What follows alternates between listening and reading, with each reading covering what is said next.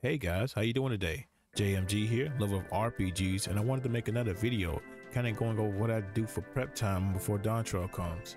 Yeah, we got about 35 days on out from this recording until it releases, so not a whole lot of time to prepare, but I think it's a good bit to do everything you need to do. And in this video, I'm just going to talk about mostly things I'm planning to do as far as prepping for Dawntrail, because you know, this isn't my first expansion, maybe not yours either, but hey, I just figure any help out there to appreciate it, you know, anything out there to just get people into the game in a hustle and bustle quickly as possible without having to wait or do anything at last minute, you know.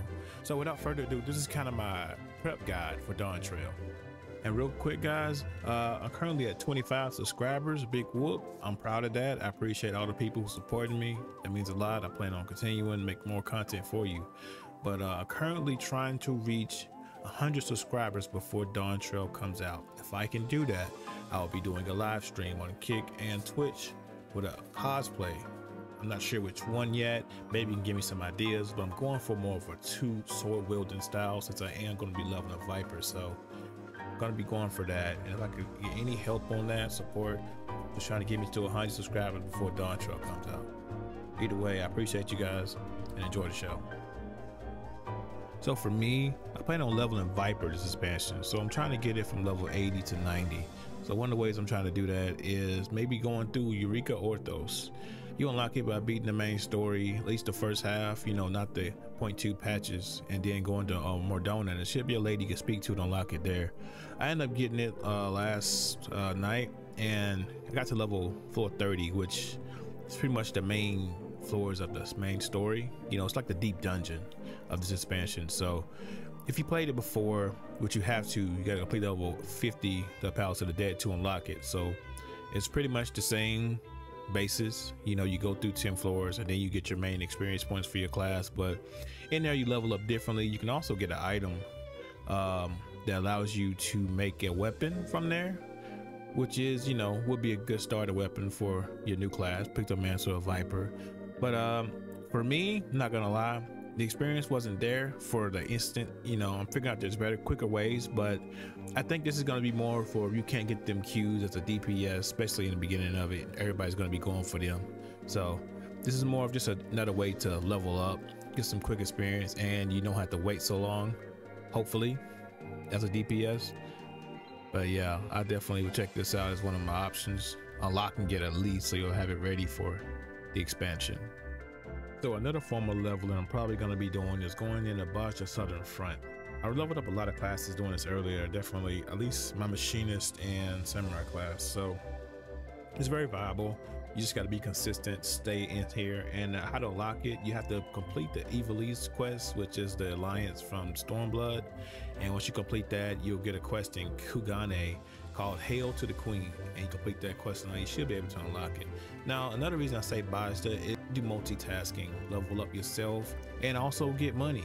You know, accrue a lot of rare items in there, mounts, and actually some minions, and you can sell them, you know, make you some cash while you're leveling up. So I may also do this. This is what I'm leaning towards, but there is another that I think may be a little better.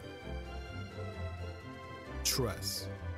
Leveling up your trust to be able to do dungeons with you, especially as a DPS, does seem like a huge boon, but the only bad thing is you have to level them up, starting from 70 and going up. So you don't even have them at level 80 to level up with in the beginning. This route may be the most annoying, but it also may be the most beneficial, which is leveling up your trust to do dungeons with you. Going back into the dungeons does not sound fun, especially with NPCs who are not as efficient as players, but, and I say but, because it is a lot of experience from just going to these dungeons, and they did make it easier to level up the trust. If you don't know what the trust are, they're pretty much the scions, but they're allowed to go into dungeons with you instead of going with party members, especially, you know, them queues for the dungeons are going to be horrible. So this will be a quick way to get into the dungeon and just level off and just go ahead and keep going consistently without having to wonder if somebody else is going to be in a party, you know, how long the queue is going to take, stuff like that. So this is one I'm really leaning towards just because it's so to the point, but that doesn't mean it's going to be the best way, especially considering doing dungeons with other people seem to be the quickest way, if you ask me, which is what I've done before. But if you ain't able to do that during the expansion, that's fine. You'll have to level your trust though. Don't feel bad. I'm doing it now, and it looks like they each level up per dungeon, so that isn't too bad. You just have to probably go through a dungeon once or twice, but just for getting it to 70 to 80, that shouldn't be too bad. This just sucks. Apart from the leveling, I would say definitely take care of your bird, your chocobo I speak of. He's your companion. If you hadn't got him by now, what are you doing in the game? Get your chocobo and then come back to the video. So one thing I was saying is definitely level your chocobo, because on this journey it's gonna be a lonely road unless you're in a party of friends. But it was a special thing to me to always take my chocobo with me on every expansion adventure, you know? Just felt like me and my dog. But yeah, definitely take care of him, because I'm gonna show you right here, he can handle his own when he gets high enough level. And if you do get him to level 10, you can also increase that. So you get the Thab Onion, and it allows you to go past your level 10 threshold, giving him more levels. I'm currently at 14, and let me tell you, as you can see, he's holding his own easily. So, you know, there would be a lot of help in this expansion. You're having to take care of some mobs for quests and stuff like that. So just take care of your chocobo, and you'll be all right. Okay, guys, it's time to talk about the elephant in the room, your inventory. I know. We got to get it done, especially if you're going to be getting all this new stuff for your new classes and whatnot. So I would suggest you just go into your grand company and go into expert deliveries, and you should be able to get rid of a good bit of inventory that you're not using, especially for classes that you're probably not even leveling right now. Just go ahead and get that in there, get you some free grand company seals and use them for whatever you like, especially if you're a crafter. There's a lot of benefits to that, you know? I'm always into making money in this game, and that's another viable way, you know? Getting a bunch of equipment, armors, and stuff you're not going to use, and just sell them off to the grand company. Another way is to use your glamour dresser. You can put a bunch of stuff that you know you're not wearing right now, but you can use for glams later on. Just go ahead and do that. It'll clear up a lot of space in your inventory. I know it did for me. And just use that, and you have 800 slots. So you have plenty of time and plenty of space. So just make sure you're good on that and do that beforehand. And last, your armory chest. You also have that in there you can use to put your seasonal events away. Very special gear, stuff like that that you know you're probably not wearing as well. Go ahead and tuck that away so you'll have some more space for yourself. And also, don't forget about your chocobo bag. I did. I ain't played the game in a while, but it's probably full, so go ahead and clear that up too. And lastly, just more something I just felt better with experiencing during the expansion time. So once the expansion launched early access Friday, I would say a lot of people will be on it, you know, the second it comes out. Me personally, it comes out really early, so it just seemed a lot easier for me to wake up in a timely manner that I'm good for, and don't rush in as soon as the expansion comes out, because you know you're going to have that barrage of people coming in, so you're not even going to be able to queue in.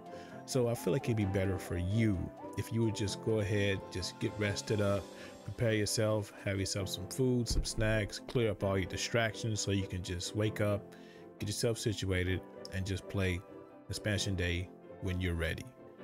You know, instead of just coming into a bunch of server problems and then just sitting there still having stuff to do. Just clear your schedule, make time for yourself, and just wake up when you feel like you're woken. Don't just wake up early just for the expansion release. I mean, some may do that anyway, and that's fine, but for me, I just feel like it's easier that you get your full rest so you can just go ahead and knock it out, do as much content as you can while you can, you know, and you won't feel bogged down later and have to take a nap, or just, you know, or you could just go all out, you know, get you some energy drinks and just go at it. But for me, it's just a fun experience, and I don't want to just rushing through it, because you don't want to do that. These expansions, they ain't going nowhere.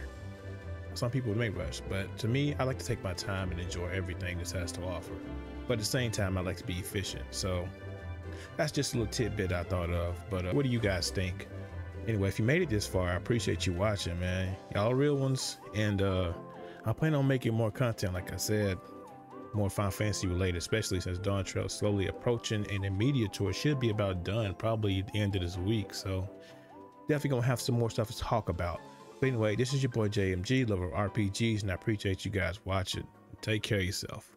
Peace.